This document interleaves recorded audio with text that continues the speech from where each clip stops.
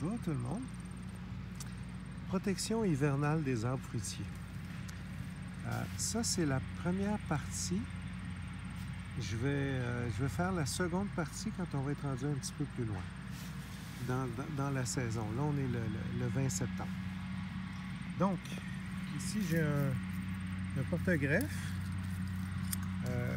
Si on lit ici, c'est un MLA 106. Ouais, c'est un MLA 106, on l'a bien identifié.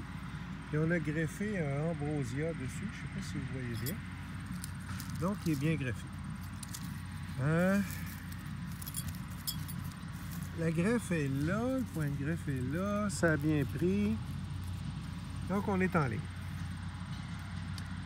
Il y a trois bestioles, trois animaux là, qui peuvent nous causer des problèmes. Ici, là, je suis dans un champ. Ici, c'est les mulots. Les mulots, là, ils vont se tenir en dessous de la neige, puis ils vont bouffer le tour ici. Là. La minute qu'ils ont fait le tour de l'arbre ou du petit arbre, il va être scrap. Après ça, un petit peu plus haut, ça va être les lièvres ou les lapins. Ça arrive ça de Montréal, c'est le lapin à queue blanche. Puis plus haut, ça va être les chevreuils ici parce qu'on est dans le champ. Puis il y a des chevreuils ici en masse. Même en zone résidentielle, il y a des mulots, puis il y a des lapins à queue blanche partout, là, même en ville. Là, fait que faut les protéger. Donc, ce qu'on fait, la première chose, c'est on a trouvé des tuteurs.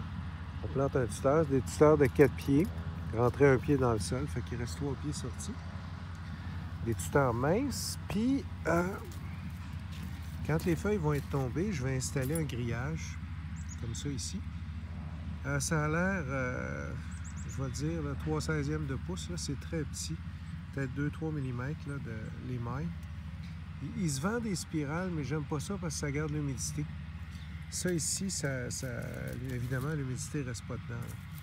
Quand les feuilles vont être tombées, on a des petits rouleaux comme ça. Là.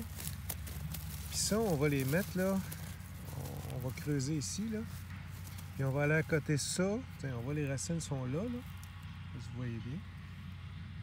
Oui, ils sont là. On va aller à côté le tube là, direct contre les racines.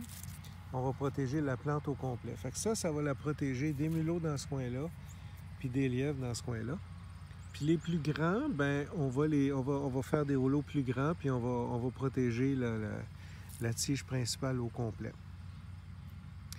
Si l'arbre était déjà formé, probablement que je ferais un autre cylindre en haut, toujours avec ça. En bas, les mulots. À peu près à cette hauteur-là, ça va être les lièvres qui vont venir manger les bourgeons. Puis qui vont faire le tour aussi, puis les chevreuils vont tout bouffer le reste.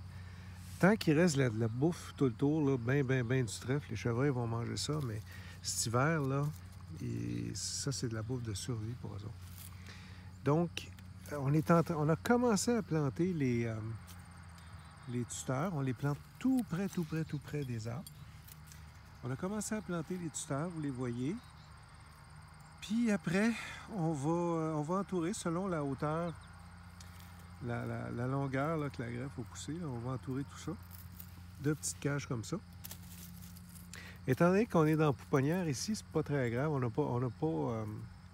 On va juste protéger. De toute façon, il faut protéger individuellement pour les mulots puis pour les lièvres. Donc, puis les arbres sont pas très grands. Fait qu'on ne mettra pas de clôture de 8 pieds.